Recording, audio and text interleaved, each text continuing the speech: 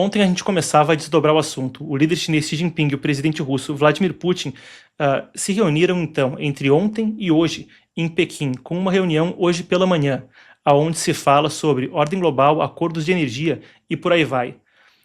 As informações preliminares são as seguintes: elogiaram a força dos laços entre China e Rússia em 20 de maio durante as suas negociações hoje mais cedo, apresentando a sua parceria como uma força estabilizadora em um mundo turbulento. Xi Jinping falava que o mundo estaria voltando à lei da selva e tentava apresentar China e Rússia como uma força estabilizadora. Agora, o timing da visita também chama atenção. Desordem no BRICS depois de uma reunião caótica na semana passada. Completando, a visita de Putin vem logo alguns dias depois que o presidente americano Donald Trump concluiu uma cúpula observada de perto por observadores no mundo todo, com China, capital chinesa, o que traz um significado geopolítico a mais a essa viagem do líder do Kremlin. Xi deu as boas-vindas a Putin no grande salão do povo com uma banda militar. Enquanto a gente aguarda para ver os detalhes dos acordos fechados com precisão, uma das coisas já se sabe: concordaram em estender um tratado de amizade, assinado pela primeira vez em 2001, e assinaram uma declaração conjunta sobre fortalecer a coordenação estratégica abrangente. Aí, a mesma conversa que é comum nos dois líderes: multilateralismo, diferença na ordem global e por aí vai. É muita coisa para a gente desdobrar, e ontem eu já adiantava com o que eu estava de olho: unidade no BRICS e a postura de Xi frente, claro, à sua reunião agora há pouco, com Donald Trump na semana passada. Hoje, para discutir o assunto, eu recebo o nosso Emanuele Coure, lidando com a editoria de Eurásia, China, aqui no Epoch Times, e o ex-ministro das Relações Exteriores, Ernesto Araújo. O painel de hoje está demais, então, Daniel, por favor, chama o painel e vamos lá.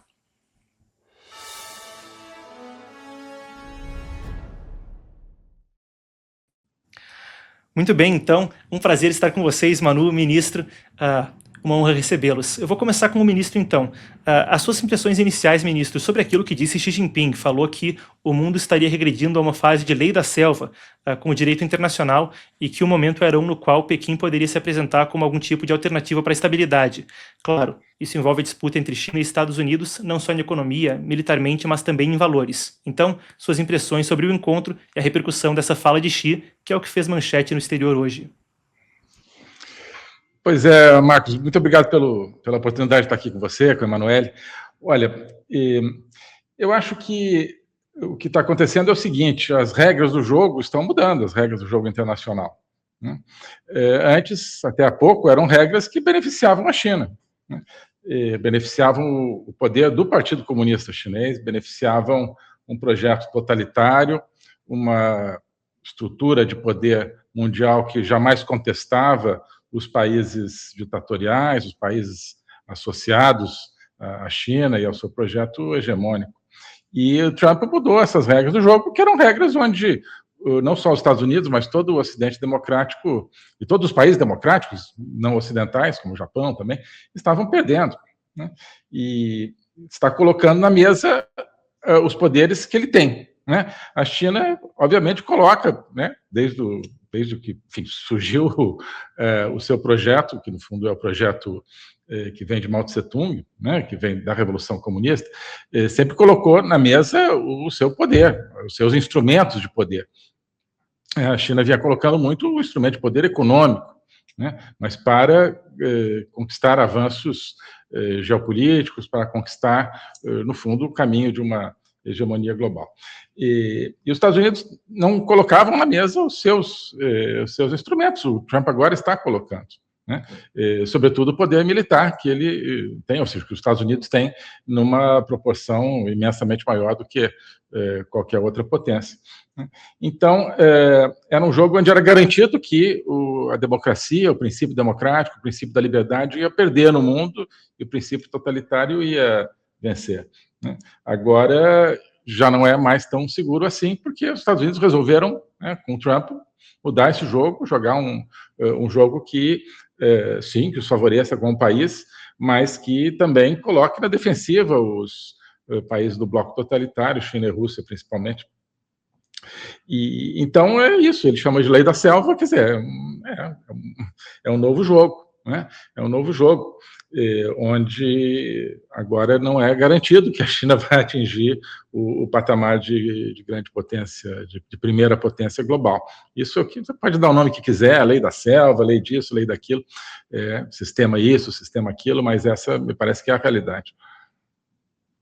Manu, eu quero continuar com você. Eu até tenho aqui, eu separava antes da gente entrar, uma matéria do Epoch Times que pontua que um dos objetivos-chave, disse um insider ao Epoch Times, e claro, o Epoch Times é um jornal que tem essa fundação por dissidentes do regime chinês. Para quem acompanha o nosso trabalho vai conhecer a edição internacional do jornal. Mas bem, então um insider falou que um objetivo-chave da visita era obter informação a respeito da cúpula entre Xi e Trump. Eu complemento isso com uma reportagem ontem do Financial Times, que falou que no coffee break ali, alguém na sala teria dito, então, vazado ao Financial Times, que na hora de descontração, Xi teria até dado uma resmungada sobre Putin para Trump, falando que talvez o líder russo se arrependesse de invadir a Ucrânia. Enquanto tudo isso não é informação publicamente confirmada, uma fonte ao Epoch Times, outra ao Financial Times, trazem esses detalhes. Eu queria te ouvir da perspectiva dessa viagem vindo logo depois, então, da ida de Trump para a China. Bom, Marcos, eu acho que tem alguns aspectos que são muito interessantes para a gente analisar nessa viagem. Primeiramente, alguns comentários, né, de analistas falando que isso fortaleceria o posicionamento da China como um player global. Isso porque a gente teve a visita de vários líderes ali para o país, não somente Donald Trump e agora Vladimir Putin, mas também outros representantes, como, por exemplo, ministro das Relações Exteriores do Irã há pouco tempo. A gente teve o Keir Starmer do governo britânico. Além disso, a gente teve o primeiro-ministro da Espanha.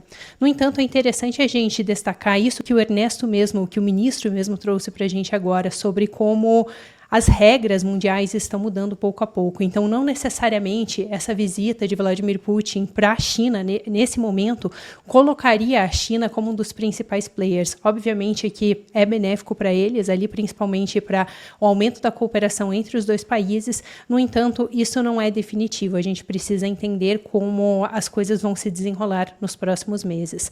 E falando agora sobre a questão desse artigo que você trouxe de ser um dos principais objetivos de Vladimir Putin ao fazer essa visita para Xi Jinping tentar descobrir o que ele falou, então o que ele negociou com Donald Trump, eu acredito que essa informação ela realmente tenha substância, não somente por conta desse informante que contou isso para a Epoch Times, mas também nós tivemos uma declaração do representante, um dos porta-vozes do Kremlin. Ele chegou a comentar sobre isso poucos dias antes da viagem de Vladimir Putin, dizendo que um dos objetivos da viagem era, sim, entender o que foi negociado, o que foi conversado entre Vladimir Putin, entre Donald Trump e Xi Jinping. Eu até quero fazer um ponto interessante antes de continuar sobre a análise dessa questão da visita de Vladimir Putin e dizer que nada ali dentro da China é dito sem querer, é tudo sempre muito estratégico. Então, a gente teve essa reportagem publicada pelo Financial Times, onde eles deram detalhes que Xi Jinping teria dito para Donald Trump que talvez Vladimir Putin tivesse se arrependido de iniciar essa guerra. E se Xi Jinping disse realmente isso para Donald Trump, isso tem um motivo por trás. Até porque a gente viu uma declaração do Wang Yi, que é o ministro das Relações Exteriores, no ano passado, quando ele estava fazendo uma reunião com a União Europeia, onde ele disse que para a China não seria interessante que a Rússia perdesse essa guerra e que essa guerra se encerrasse naquele momento. Obviamente, a China tem sido um dos países que tem se beneficiado muito com todo esse conflito que está acontecendo ali na Ucrânia, não somente pelas relações que eles aumentaram com a Rússia, mas também muito pela questão de as distrações que isso causa para os Estados Unidos. Então, a China tem ganhado em várias frontes ali, em vários frontes. Agora, só para concluir sobre essa questão de um dos objetivos de Vladimir Putin visitar seria entender o que foi discutido entre Donald Trump e Xi Jinping, eu acredito que isso realmente faça muito sentido, porque seria muito ruim, na verdade, para a Rússia se a gente tivesse uma aproximação grande neste momento entre os Estados Unidos e a China em alguns setores. Obviamente, a gente sabe que os dois países tem várias diferenças e são adversários. No entanto, eu acredito que haja, sim, uma preocupação da Rússia de que, por exemplo, eles possam colaborar na questão do petróleo. Isso porque a gente viu Donald Trump fazendo algumas declarações de que eles gostariam muito que a China aumentasse a importação de petróleo dos Estados Unidos. E, atualmente, o principal fornecedor desse petróleo para a China é a Rússia. Tanto que Vladimir Putin comentou que ele também tinha um dos objetivos dele nessa viagem seria aumentar todo o petróleo que eles estão vendendo para a China e também iniciar a construção daquele segundo gasoduto que sairia ali da Sibéria. Ou seja, esse é um ponto bem delicado porque tudo isso tem sustentado a economia da Rússia. E se a China, por algum tipo de conveniência, concordasse em aumentar a compra de petróleo dos Estados Unidos, talvez eles não aumentassem a compra da Rússia. Só para concluir, depois que a gente teve a interrupção do transporte de petróleo ali que ia para a China através do Estreito de Hormuz, acreditava-se que a China aumentaria muito a sua compra do petróleo russo em consequência disso. No entanto, o aumento que eles tiveram da compra do petróleo russo foi muito pequeno. E um dos motivos que tem sido apontado para isso é justamente porque eles estão em várias negociações. Porque, por um lado, a China quer vários descontos nesse petróleo russo. Por outro lado, Vladimir Putin não quer ceder e ele quer realmente fazer essa venda do petróleo ao mesmo preço, pelo mesmo preço que ele está fazendo para os outros países e, por conta disso, eles não chegaram em nenhum acordo, pelo menos até agora, porque a gente não sabe ainda o que foi acordado em mais detalhes nessa reunião que eles tiveram agora. Ministro, eu vou pegar um gancho do que a Maru estava falando sobre essa questão de Trump e de Xi Jinping. Então, a gente teve a seguinte sequência de eventos. Trump vai a Pequim, falam sobre questões como energia, entre outras. Depois a gente vê uma reunião dos BRICS em Nova Delhi, com um tom aí caótico, Emirados Árabes e Irã se estranhando. Na sequência, depois dessa reunião onde os dois se estranhavam, chega a cair um drone do Irã contra os Emirados Árabes Unidos, causando um incêndio do lado de uma usina nuclear. Enquanto isso, a gente viu esse encontro entre Trump e Xi Jinping justamente nesse ponto onde parecia haver algum tipo de xadrez entre ver se seria possível criar atrito ali, não sei, algumas das impressões que eu tinha. Então eu queria te ouvir a respeito do assunto. Existe algum tipo de cenário onde Xi Jinping esteja tentando equilibrar a manutenção da relação com os Estados Unidos, com a cautela sobre tarifas, terras raras e por aí vai, enquanto tenta também equilibrar a sua posição nos BRICS? Qual o jogo da China nisso, na sua análise? A estratégia de cada um, a gente tem que ter um pouco de esforço de intuição e tal. Inclusive, é curioso, né, isso de a Rússia está querendo saber, o Putin querendo saber o que Trump conversou com o Xi Jinping. E se tratando do Trump, não adianta muito ele saber o que o Trump disse, porque o Trump pode dizer uma coisa e, né, fazer uma coisa um pouco diferente, né? O Trump tem um estilo muito próprio de atuar, né, sempre imprevisível, e diz uma coisa, você sabe, né? A gente está vendo aí em relação a Lula, por exemplo, né? Enfim, mas em termos de estratégia da China, o que me parece plausível é que a China quer esperar, né? A China já se deu conta, o Xi Jinping, seu governo, que não dá para enfrentar essa onda de afirmação de poder que o Trump está empreendendo, e esse redesenho neste momento de relações globais. Quer dizer, eles falam dessa questão, não podemos voltar à lei da selva, precisamos de multilateralismo, mas isso é um discurso que eles têm que fazer, mas porque um pouco para preencher ali o espaço. Mas, na prática, eu acho que é uma ideia de esperar, não confrontar, e, de repente, aguardar que, novamente, o processo político americano enfraqueça o Trump e mude o curso dos Estados Unidos, né? Enquanto isso, vão se preparando do jeito que podem, né? E umas coisas importantes para essa preparação é manter a aliança com a Rússia, né? Então, talvez o simbolismo tenha sido esse: olha, não, continuamos com a nossa aliança com a Rússia, mas vamos esperar aí o que vai acontecer nos Estados Unidos, não dá para confrontar os Estados Unidos agora, né? Eu estava vendo, já tem uma lista aí de acordos possíveis ou que já estão em andamento para serem assinados na imprensa. Tem várias listas. Uma delas que eu encontrei, assim, não parece ter nada novo, né? Até um pouco assim na base da... Não quero fazer, né, graça, mas tem, assim, um acordo sobre exportação de renas e chifres de renas, né, para a Rússia exportar para a China, chifres de renas, né? Então, assim, é porque, olha, né, precisamos aí reunir, o que tem aí para a gente mostrar que tem um acordo e tal, né? Enfim, a sinalização, muitas vezes, da visita é mais importante do que o conteúdo da visita, é mais para quê? Porque as conversas também podem acontecer sem a visita, né? Ela é mais um esforço também de relações públicas para o mundo, para mostrar, olha, continua sólido o eixo Pequim-Moscou, acho que continua, né? Mas sem uma perspectiva de, olha, vamos nos juntar para acabar com essa onda do Trump e tal. Acho que isso eles já viram que não tem condições de fazer. E o Trump, por sua vez, claro, ele joga com a perspectiva de uma desunião entre China e Rússia, né? Então, ele não trata China e Rússia como um bloco, né? Ele trata individualmente, separadamente, né? E talvez, né, às vezes dê um sinal positivo para um, aí o outro fica mais preocupado, dá um sinal positivo para o outro fica mais preocupado. Acho que isso faz parte do esforço dele de colocar os Estados Unidos no centro, né, dos negócios globais, mundiais, e cada país tendo que se relacionar diretamente com ele, não formar, digamos, alianças contra e tal. Os Estados Unidos, acho que realmente está ocupando cada vez mais esse centro hoje. Né? Mas, enfim, vamos ver os desdobramentos de tudo isso ao longo do tempo. Ministro, para pegar um gancho brevemente, eu quero manter a palavra contigo, porque você falou sobre o eixo Pequim-Moscou, mas é um eixo que se expande aí, né? Eixo Pequim-Moscou, Teherã, antes se falava em Caracas, antes do dia 3 de janeiro. Mas nesse ponto de Teherã, como você acredita que esse conflito no Irã pode ter afetado esse encontro, que também vem meio a muito desgaste desse eixo com o que tem ocorrido em Teherã, não é? Claro, não, certamente. Você falou uma coisa muito importante antes, né, esse desentendimento dentro do BRICS. Eu acho que realmente houve um erro, né, estratégico por parte, sobretudo, da China, que centraliza o BRICS, né, que foi colocar o Irã, um país tão problemático por tantas questões, um regime tão problemático, tão agressivo, etc., dentro do BRICS. Né?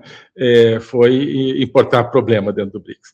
E foi no momento, foi antes desse governo Trump, onde realmente se achava, não, a China agora vai consolidar o seu papel, então vai colocando todo mundo dentro do BRICS, né? A Argentina chegou a ter essa perspectiva, né? O Milei não quis, mas a Argentina estaria também dentro do BRICS se não fosse isso, né?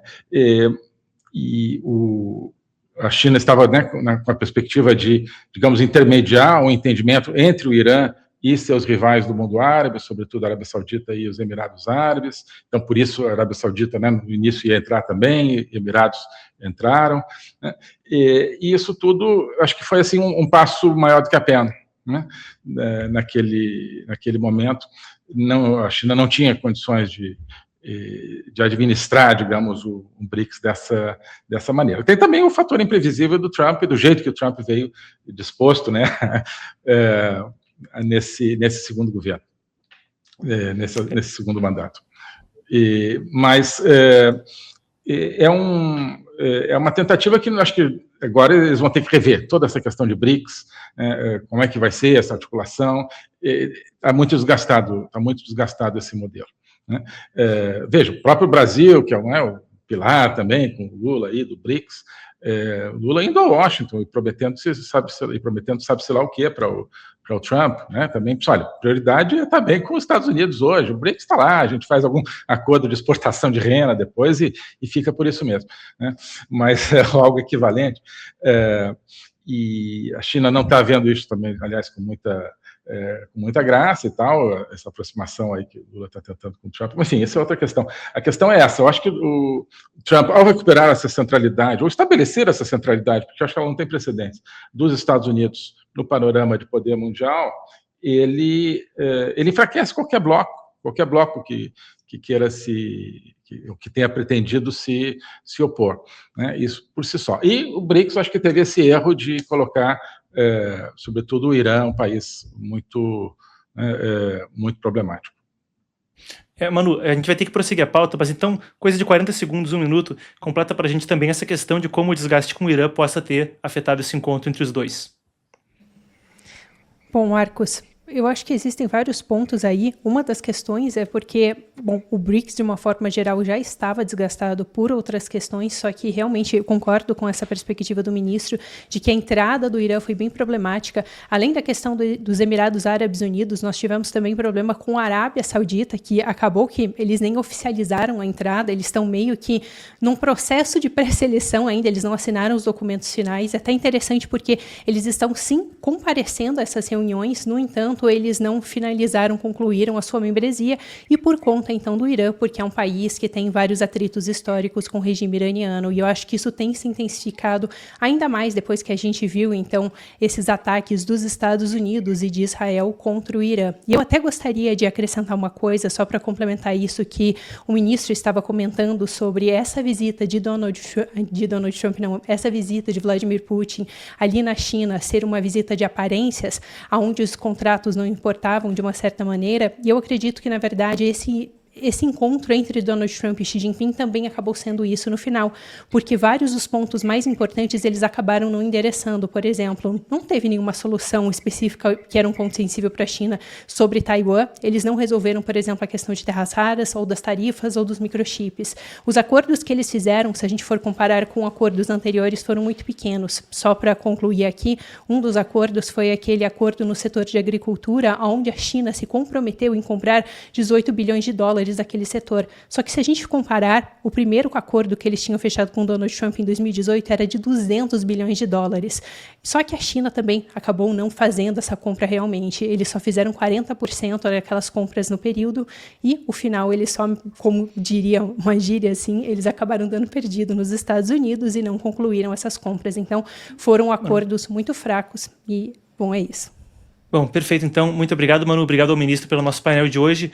Bom, na sequência a gente parece ter tido uma pequena falha técnica anteriormente, então eu vou chamar a Alessandra de volta da Biogama. A gente vai falar de saúde na sequência. Primeiro, despacho vocês. Muito obrigado, Manu. Muito obrigado ao ministro e muito obrigado ao nosso, então, parceiro de hoje. A gente vai falar de saúde com Biogama na sequência. Então, é o seguinte... A Biogama é o nosso novo parceiro aqui no programa. Ela atua no mercado de suplementos desde 2015, uma empresa que é especializada em fórmulas de alta performance, com foco em resultados. O produto é testado, é aprovado, e a gente chama ela novamente, então. A Alessandra vai falar pra gente sobre o caso. Vamos lá, então? Temos a Alessandra aqui conosco? Daniel, coloca ela na tela, vamos lá. Muito bem, Agora então... Agora sim, Marcos. Agora sim.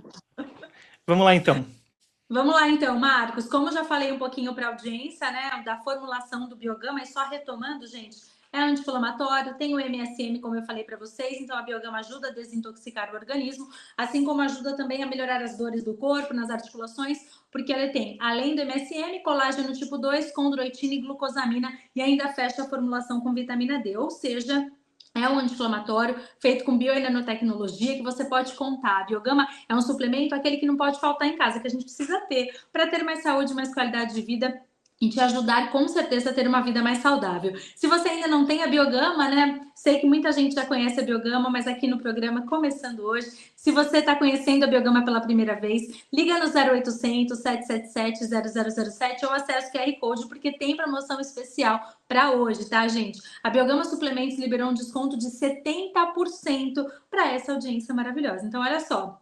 70% de desconto, Marcos, garante o Biogama Supra e ainda pode escolher o presente, ou seja, quem garante o Biogama pode escolher um bimestre do Biomag 7, que é esse suplemento à base de magnésio, ou um bimestre do Gama Texto, que é um suplemento para a saúde masculina, que faz o maior sucesso entre os homens, tá? São 2 suplementos da linha, muito bons também, que dão muito resultado. Agora, quem quiser, Marcos, pode personalizar o tratamento também. Levando 6 meses de tratamento, ganha uma pistola massageadora. Levando 1 ano de tratamento, ganha um encosto massageador. Ou seja, gente, são só vantagens para você. Além do pagamento ser facilitado, frete grátis para todo o Brasil, vai uma pomada para ajudar nas queimbras e na circulação. É uma promoção bem completa, viu, Marcos? Para o incentivo à saúde. A Biogama Suplementos trabalha muito com incentivo à saúde. E quem ligar lá vai ter atendimento humanizado, tá? Você vai conversar com o pessoal do Biogama. 0800 777 0007. Comece o seu tratamento com a Biogama Supra o quanto antes e sinta no seu corpo a diferença e no seu dia a dia também, né, Marcos? Não, perfeito. Pessoal, vocês sabem que a gente escolhe com muito cuidado os parceiros que trabalham conosco. A gente está muito contente de estar com a Biogama. Existe um alinhamento e, rapaz, confesso para vocês, está aqui, eu também estou sendo surpreendido pelo 70%, talvez eu mesmo. Já pego o celular e dei uma escaneada aí no código QR. Então, escaneei pelo código QR, o tratamento é humanizado, então, como a Alessandra estava falando, 0800 777 0007. É bom demais estar com saúde e a gente escolheu a Biogama como parceiro. Até o pessoal nos comentários aí está falando, quem já conhece, confia. 70% de desconto, essa é a sua oportunidade. Muito obrigado então, Alessandra. Eu que agradeço. Tchau, tchau, gente.